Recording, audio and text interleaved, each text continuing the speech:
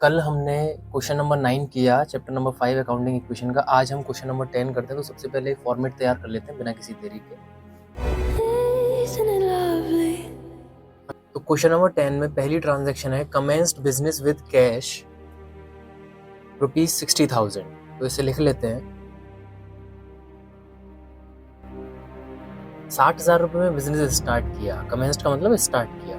तो असेट्स में cash increase होगा 60,000 से और लाइबिलिटी में जीरो इम्पैक्ट और कैपिटल इंक्रीज हो जाएगी 60,000 से। सेकेंड ट्रांजैक्शन है आपकी पेड रेंट इन एडवांस ₹500। तो इसे लिख लेते हैं। अब देखो बड़ी मज़ेदार ट्रांजैक्शन है ये। रेंट पे किया है एडवांस में। अकाउंटिंग इक्वेशन क्या होगी? अब हमारे पास असेट्स है, लाइबिलिटी है और कैपिटल है। तो कहाँ कहाँ इम्पैक्ट पड़ेगा?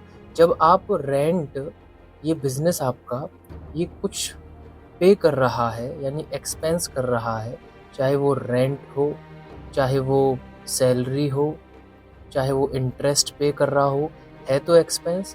तो एक्सपेंस जब वो कह रहा है कि पेड, तो यानी कि कैश जो है वो आपके बिजनेस में कम हो जाएगा। कैश किसका पार्ट है? असेट्स का पार्ट है। तो असेट्स आपके डिक्रीज हो जाएंगे। कौन सा वाला? कैश वाला। एक तो इम्पैक्ट यहाँ कैश में आ जाएगा कि 500 डिक्रीज हो जाएंगे। अभी एडवांस में है, तो एडवांस का मतलब है कि ये इस करंट ईयर से रिलेटेड नहीं है, क्योंकि एडवांस वर्ड आकर अपने आप ही ये बता रहा है कि ये इस ईयर से रिलेटेड नहीं है, ये आगे से रिलेटेड है। और जो हम इक्वेशंस बनाते हैं या जो अकाउंटिंग करते हैं वो हम ईयर वाइज करते हैं। तो इसका ट्रीटमेंट जब के लिए पे किया है तब होगा। अभी इसमें हम क्या करेंगे? तो ये अभी का हमारा एक्सपेंस है ही नहीं क्योंकि जितने एक्सपेंस इस करंट ईयर के हैं वो सारे के सारे कैपिटल में से माइनस हो जाते हैं। लेकिन इसको मैं अभी एक्सपेंस कंसिडर करूंगा ही नहीं, ये एडवांस है। तो ये एडवांस है, तो ये मेरा असेट बन जाएगा। कैसे बन जाएगा? कि आप किसी शॉप पर गए जो मोटरसाइकिल रिपेयर करता है, कार रिपेयर करता है, और आप इसको पहले ही सुबह 500 रुपये एडवांस देकर आ गए और आप की बाइक जो है वो अपने आप ही चलते चलते ठीक हो गई। तो एक एग्जांपल लेते हैं कि कोई शॉप है, आप सुबह बाइक से गए और उसको 500 रुपये बाइक पर बैठे बैठे आपने दे दिए कि मैं शाम को लौटते वक्त बाइक छोड़कर जाऊंगा तुम्हारे पास, इससे थोड़ा रिपेयर कर देना, थोड़ा कचड़ा फंस गया है इसमें, ये चलते चलते बंद हो जाती है। तो 500 रुपये तो आपने उसको एडवांस दे दिया। अगर वो बाइक को आप छोड़कर आते और वो उस पर काम कर देता तो ये आपका 500 एक्सपेंस हो जाता। तो एक तरफ कैश में कम कर दिया जाता और एक तरफ कैपिटल में से डिक्रीज कर दिया जाता। पर आपने कहा कि मैं शाम को बाइक छोड़कर आऊंगा और आपकी शाम तक बाइक अपने आप ही ठीक हो गई। अब 500 रुपये तो आपने उसको दे दिए, तो अब आप क्या करोगे? लौटते वक्त शाम को उससे वो 500 रुपये क्या कर लोगे? वापस ले लोगे। तो वो आपका एक्सपेंस हुआ क्या?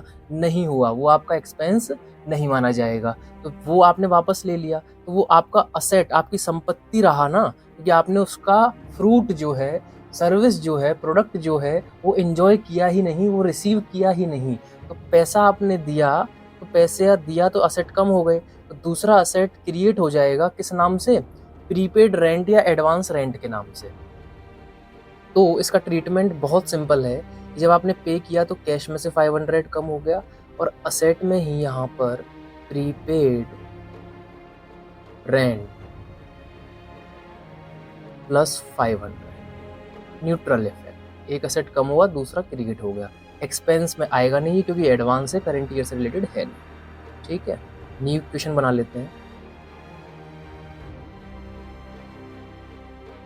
अब थर्ड ट्रांजेक्शन है purchased goods for cash ₹30,000 and credit 20,000। तो इसे लिख लेते हैं।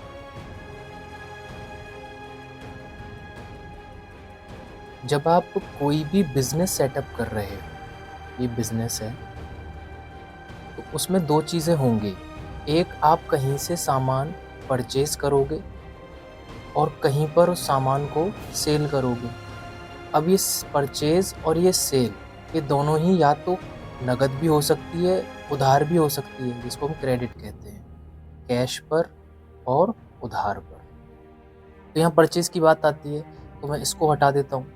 तो परचेज पर आ जाए तो कुछ सामान जो है वो कैश पर खरीदा, कितना? 30,000 रुपये का।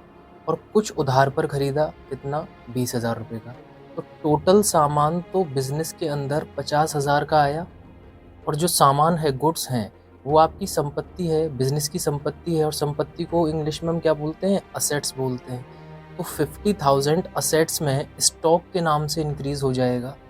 ठीक, उसके बाद जो कैश में परचेज किया, तो 30,000 रुपये आपका कैश में से डिक्रीज हो जाएगा इसमें से, और 20,000 की उधारी बढ़ जाएगी, लाइबिलिटी इधर इंक्रीज हो जाएगी।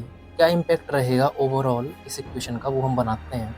30,000 कैश में, तो 30,000 तो कैश में से माइनस कर दो। सामान आया है तो स्टॉक का अलग कॉलम बन जाएगा, यहाँ 0, यहाँ 0, यहाँ 0, यहाँ 0, और यहाँ कितने का सामान आया टोटल, 30 और 20, 50,000 का टोटल सामान आया। ठीक, 20,000 का जो सामान है वो क्रेडिट पर है, तो लाइबिलिटी साइड में यहाँ पर आप बना दोगे क्रेडिटर्स। तो क्रेडिटर्स में कितना, 20,000, कैपिटल में 0 इम्पैक्ट। अब आप देखो इस पूरी ट्रांजैक्शन को, क्या LHS इक्वल्स टू RHS है, तो 50 का सामान और 30 कैश चला गया, तो पॉजिटिव बचा 20,000, और इधर इस RHS में देखो तो 20,000, तो दोनों साइड हमारी इक्वल आ गई। अब fourth transaction, sold goods for cash ₹30,000, costing ₹20,000, इसे लिख लेते हैं।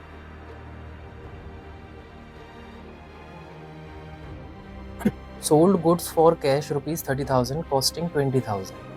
जो आपका सामान था उसकी कॉस्ट है 20,000, सेल प्राइस है, बेच रहे हो आप 30,000 में, तो 10,000 का आपका प्रॉफिट हो गया, बेनिफिट हो गया। ये जो बेनिफिट है वो कहाँ पर ऐड होगा, कैपिटल वाले कॉलम में ऐड होगा। ठीक, तो इसको हम लिखते हैं, सोल्ड गुड्स फॉर कैश है, तो आपके पास कैश कितना आएगा। अरे एक चीज़ रह गई, हमने ये 2 ट्रांजैक्शन होते ही ये 2 हमें न्यू इक्वेशन बनानी थी, वो हमारी हम भूल गए। न्यू इक्वेशन बनाते हैं सबसे पहले।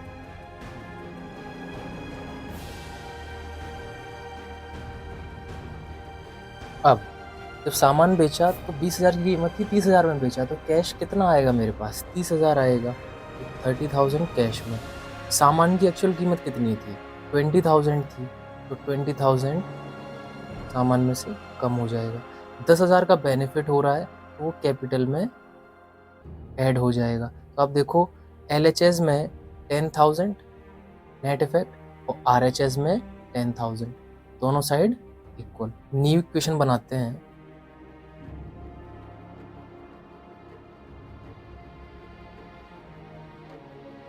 Fifth transaction, paid salary ₹500 and salary outstanding being ₹100, इसे लिख लेते हैं। बड़ी मज़ेदार ट्रांजैक्शन है, इसको देखो कि आपने सैलरी पे की, तो कैश में पे की होगी, तो कैश कम हो जाएगा, कितने से, 500 से, और ये खर्चा है तो 500 से यहाँ भी माइनस होगा। ये तो हो गया 500 का ट्रीटमेंट। अब सैलरी आउटस्टैंडिंग ₹100, अभी आपने पे तो की नहीं है, तो कैश में इसका इम्पैक्ट नहीं आएगा। पे करनी पड़ेगी आपको, पेबल है, तो लाइबिलिटी वाले कॉलम में आएगी। लाइबिलिटी का हमारा ये वाला कॉलम है, ये लाइबिलिटी का कॉलम है। ठीक, तो इसमें वो आएगी, तो लाइबिलिटी में ₹100, क्योंकि लाइबिलिटी इंक्रीज हो रही है ना, ₹100 आ जाएगा। पे नहीं किया है, पर कभी ना कभी तो पे करना पड़ेगा, तो है तो एक्सपेंस ही, क्योंकि पे ना करने से ऐसा तो नहीं है कि वो एक्सपेंस बदल जाता है। आपने इलेक्ट्रिसिटी बिल पे नहीं किया है, करना तो पड़ेगा, अब नहीं तो अगले महीने करोगे, तो है तो खर्चा ही। जितने खर्चे हैं वो कहाँ, कैपिटल में से माइनस होते हैं, तो ये 100 भी यहाँ से माइनस हो, 100 यहाँ से हो जाएगा। तो आप देखोगे कि जो LHS है, LHS में इतना ही पोर्शन है, केवल 500, और जो RHS है वो ये है, इसमें देखो माइनस के 500, 100, माइनस के 600, और ये प्लस के 100, तो यहाँ भी -500 आएगा। ये माइनस का 500 है यहाँ पर, क्यों, क्योंकि कैश कम हो रहा है ना, तो यहाँ हम -500 करेंगे, तो इधर भी -500, इधर भी -500, तो इसको लिखें, तो सैलरी पे कर दिए 500, -500 इधर हो गया, इधर 0 इम्पैक्ट, इधर 0 इम्पैक्ट। अब लाइबिलिटी वाले इस पे कॉलम पे इम्पैक्ट आएगा, क्या, सैलरी आउटस्टैंडिंग, यहाँ कॉलम बन गया, तो ये पूरा 0 यहाँ तक हम अब बना नहीं रहे हैं, पर जगह हो, स्पेस हो, तो पूरा यहाँ से लेकर यहाँ नीचे तक 0 आ जाएगा। तो यहाँ 0 लिख दिया हमने। कितनी लाइबिलिटी, कितना, ये ₹100 है, और टोटल खर्चा कितना, ये 500 तो दे ही दिया, और ये 100 आज नहीं तो कल देना पड़ेगा, तो ये दोनों ही एक्सपेंस हैं -600। तो अब आप देखोगे कि LHS में -500 और RHS में भी -500, तो इक्वल हो गया। Next and last transaction. अच्छा, न्यू इक्वेशन बनाते हैं पहले।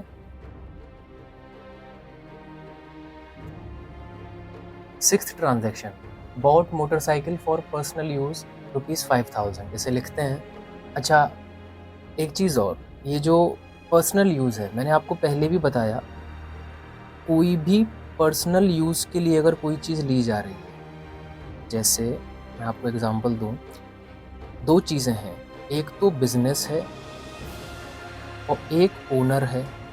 आप अकाउंटिंग कर रहे हो बिजनेस की, ओनर की नहीं कर रहे हो। तो जब बिजनेस से पैसा ओनर ने निकाला, अभी ओनर चाहे मोटरसाइकिल खरीदे, फ्रिज खरीदे, बीवी के लिए मंगलसूत्र खरीदे, सिंदूर खरीदे, बच्चों का बैग खरीदे, कुछ भी खरीदे, ये ओनर का पर्सनल इशू है। इसने बिजनेस से पैसा निकाला और मैं बिजनेस की अकाउंटिंग कर रहा हूँ, तो बिजनेस के पॉइंट ऑफ व्यू से उस पैसे निकालने को हम बोलते हैं ड्राइंग, जो ड्रॉअर वर्ड से आता है, ड्रॉ करते हैं ना, निकालते हैं। तो इसको हम एक वर्ड में ड्राइंग लिख सकते हैं कि इसने ड्राइंग की 5000। अब जब ड्राइंग की 5000 की, तो कैश ले गया होगा वो, तो कैश डिक्रीज हो जाएगा, और वो बिजनेस के पॉइंट ऑफ व्यू से तो एक लॉस ही है, क्योंकि ओनर उस पैसे का अपने लिए कुछ भी करे, बिजनेस में तो कोई बेनिफिट नहीं हो रहा, तो बिजनेस के लिए वो एक तरह से क्या है, लॉस है। तो वो कहाँ से माइनस होगा, कैपिटल से माइनस होगा। तो इधर माइनस होगा कैश में से और उधर माइनस होगा कैपिटल में से। तो इसको लिख लेते हैं ड्राइंग के नाम से, केवल ड्राइंग ₹5000। तो कैश में से 5000 चला गया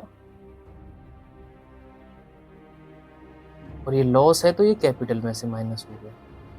अब कोई इक्वेशन है नहीं इसके बाद में, तो अब कोई ट्रांजैक्शन है नहीं, फाइनल इक्वेशन बनाते हैं।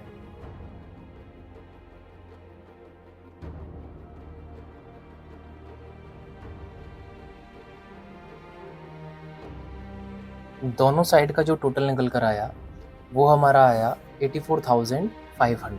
64,400 कैपिटल है, 100 रुपये आउटस्टैंडिंग सैलरी है, 20,000 क्रेडिटर है।